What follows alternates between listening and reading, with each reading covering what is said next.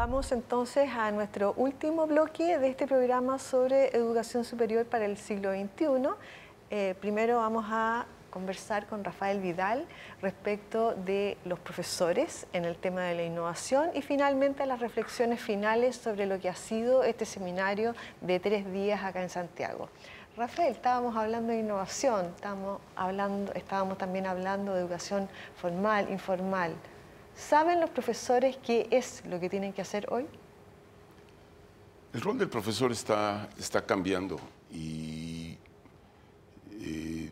los profesores que no se percatan de esta nueva realidad, pues quieren seguir siendo profesores a la antigua, digamos, y eso ya no va a poder ser.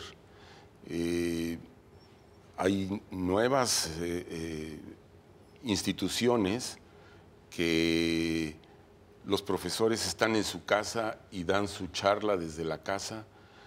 Hay profesores que ya ni charla dan, sino que dan una asesoría a los estudiantes en horarios muy diversos y a distancias muy lejanas de donde está el estudiante.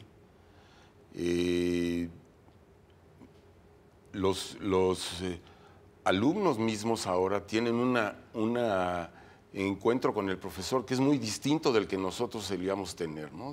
Nosotros íbamos a una institución, era una institución donde había aulas, donde había compañeros de la clase, ¿sí? Y eso sí hay todavía, por supuesto, pero eso está cambiando muchísimo. Y ahora las personas con las que yo trabajo, varias de ellas están haciendo posgrados en línea con instituciones de México y del extranjero. Y trabajan a las 8 de la noche, a las 6 de la mañana, y tienen obligación de estar en contacto con esas personas que son sus compañeros de clase a horas un poco extrañas, y también con los maestros que pueden estar a muchos kilómetros de distancia. Pero muchos profesores todavía no se han dado cuenta de que esa realidad ha cambiado. Y tenemos que enseñar a los maestros de los cursos universitarios que esa es la nueva realidad y que tienen ellos que aprender a manejar toda esta nueva realidad que ya no es la de la clase tradicional, que hasta se llamaba cátedra, ¿verdad? Que se daba en un salón arriba de un mueble que se llamaba la cátedra y desde ahí se dictaba. Eso desapareció. Incluso en la misma relación con el trabajo, por ejemplo, también se pueden hacer clases donde esté la universidad por una parte y el mundo del trabajo y haya una vinculación directa entre el trabajo y la misma universidad, que eso también efectivamente, es una forma de innovar una clase, por ejemplo. Hay institutos tecnológicos en México, y seguramente los hay acá, que lo que dicen y lo que ofrecen a los estudiantes es: te voy a poner en un campo de trabajo desde los primeros días de clase. Lo van a conectar con el mundo del trabajo. Pues ese es un profesor muy distinto del profesor de una universidad que enseña latín o griego, cosas así, ¿no? Pero tenemos que estar abiertos a eso, si no, vamos a perder. Nuestros estudiantes, además, los que están llegando ahora a las universidades, pues vienen con todas esas habilidades. ¿Qué pasa si nuestros profesores ya no las tienen? Va a haber ahí un desencuentro.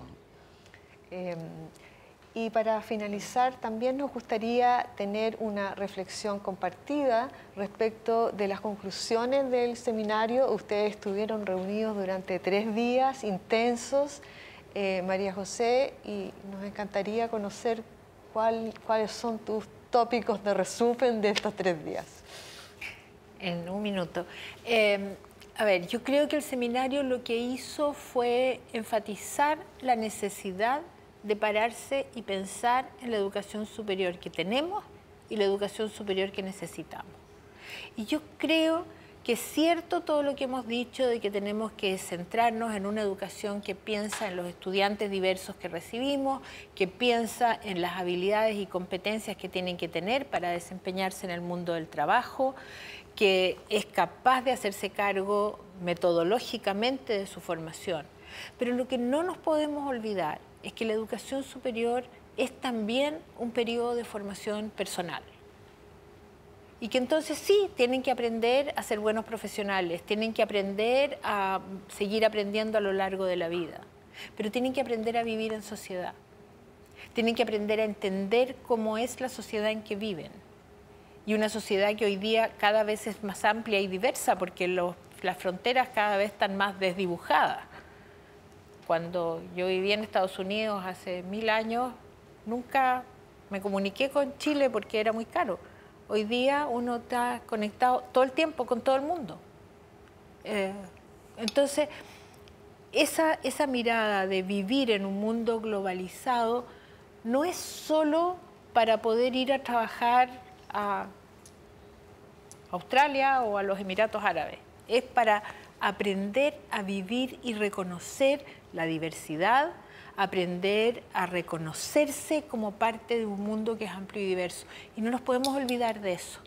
Y yo creo que esa cosa en el seminario no fue nunca explícito, pero estuvo permanentemente como trasfondo cuando hablamos de diversidad, cuando hablamos de autonomía, cuando hablamos de calidad. Estaba ahí esa necesidad formativa de la educación superior. Susana, and what do you think about the results, the final results of this seminar? Well, I can't agree more with Maria Jose that we have to, well, Latin American, Caribbean have to place themselves within the broader international framework of development. With globalization and internationalization, it's absolutely important to see, well, to identify your place in the major global environment, what you want to achieve, what the system wants to achieve. We had a discussion with different stakeholders during the conference, and when the questions were, so how do you see our improvement? Well, it depends on what you want to achieve. You have to first of all identify what you want to achieve, where you want to be. And within the trends of globalization and integration into the global environment, I think the number one thing that we have concluded that we have to strive for recognition of the higher education outputs. We have to strive for the recognition of the diplomas, qualifications offered, because we have to see how this is recognized internationally, how they accept our education, because with acknowledgement, with the acceptance comes already visibility of the country. You place yourself on a higher level and you promote the, plus you promote knowledge-based society development. Next, we have to also capitalize on the knowledge production and the knowledge transfer. We have to also consider how to make it visible internationally. There is a good term there. If people talk about you, then you exist. If they don't talk about you, then you don't exist. So you have to make the world talk about the system here. You have to acknowledge your investments, your efforts, your achievements.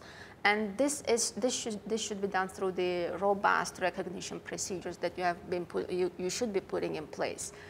Apart from the knowledge transfer and knowledge development, which is very necessary for the knowledge-based society, you also have to concentrate and think, invest a lot into the recognition of your quality assurance provisions, of your external quality assurance providers. You have so many, the region has about, the Latin American Caribbean region has about 63 quality assurance providers, out of which only a couple of them are recognized internationally. So to build on the trust of the system, to build on the, to promote the diversity, to build on the trust and to promote the transparency and the validity of the system. So you have to be actually getting engaged more into the recognition procedures of your quality assurance itself. So recognition would be the #1 term to strive for. Whatever you do, have everybody else to speak about you and recognize you. And I believe there is a huge capacity here and this could be done. Gracias. Rafael, tú también coincides con este tema del reconocimiento. Sí, mira, el seminario realmente estuvo dirigido a personas que trabajan en agencias como la que yo trabajo en México, que es una agencia hecha para evaluar a las instituciones de educación superior. Susana trabaja en una red que agrupa más de 170 agencias en el mundo que nos dedicamos a lo mismo, digamos, a evaluar la calidad de la educación superior. Y este seminario reunió a personas de Latinoamérica y el Caribe también para, digamos, pensar y repensar cómo estamos haciendo esto que es evaluar la educación superior. Fue muy enriquecedor, es muy enriquecedor. Se revisó la metodología que seguimos, ¿sí?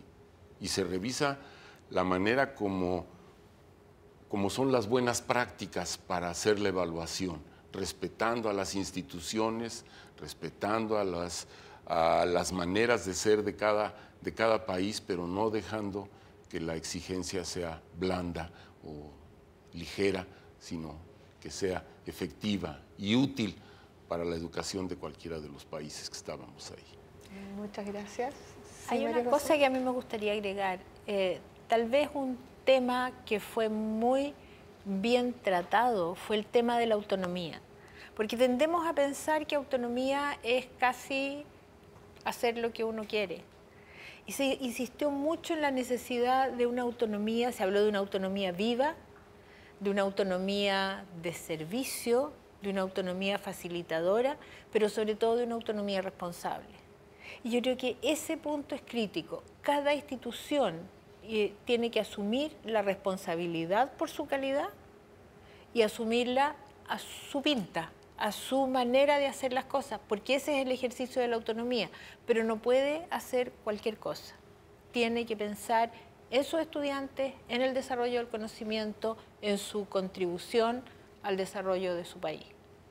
Bueno, muchas gracias. To add to the point, I would say, well, very well pointed out here, that when we talk about autonomy, a lot of institutions would think that, well, autonomy is just give me the right to do whatever I want. It's not.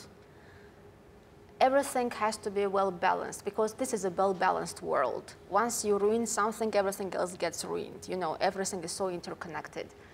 And the more autonomy the institution has, there should be the more accountability. So these are the two scales, and they have to be well balanced.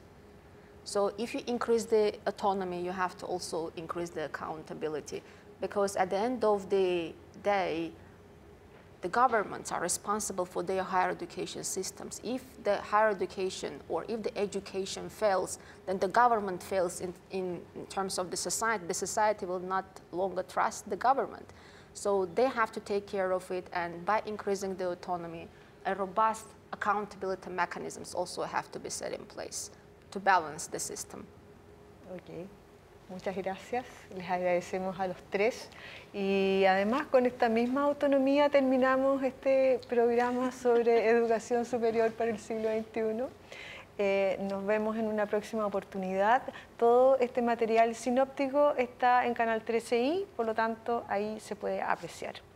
Hasta pronto y muchas gracias.